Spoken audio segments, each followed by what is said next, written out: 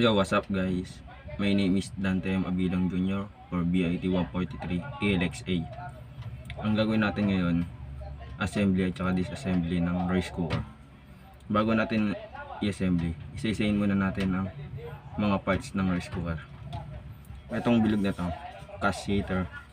Tapos itong na thermostat assembly. Tapos dito handle, left and right. Tapos power cord, tsaka selector switch, tas LED. Ngayon guys, gawin natin, disassembly na natin. Tanggalin natin yung tornilyo dito, tatlo, para matanggal natin yung takip.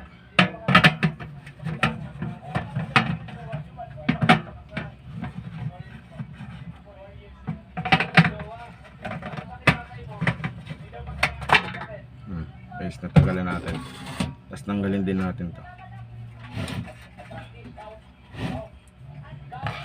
Ayan guys. Ito pala yung mga nasa nasa loob niya. Ito yung thermostat assembly. Tapos nandito yung fuse. Ito.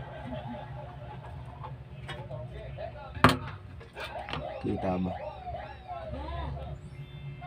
Ito yung fuse guys. Ito.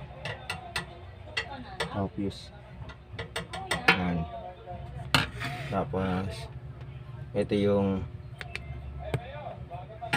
mica heater.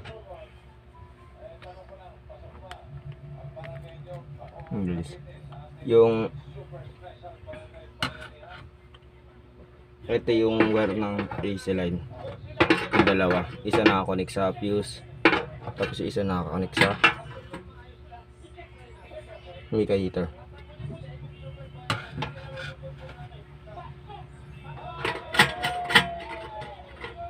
Ay, sa selector switch pala guys, nakakonect siya sa selector switch. Yan guys, ayun lang naman yung mga components niya sa loob. Hindi naman natin kailangan natin baklisan lahat. Pero dito guys, sunog na yung piso. Yan, sunog na yung piso. Ito, sunog na. Yan. Baka siguro yung sira niya guys. Kasi guys, balik na natin yung takip. I-assembly na natin guys. Balik lang natin yung takip.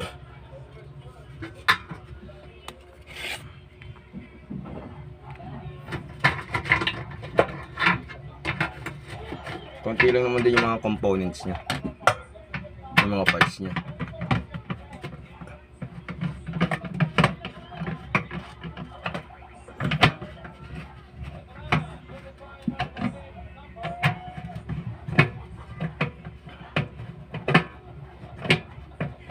Ayan na guys, tapos na. Dito na nagtatapos ang assembly at saka disassembly natin ng rice cooker. Thank you for watching.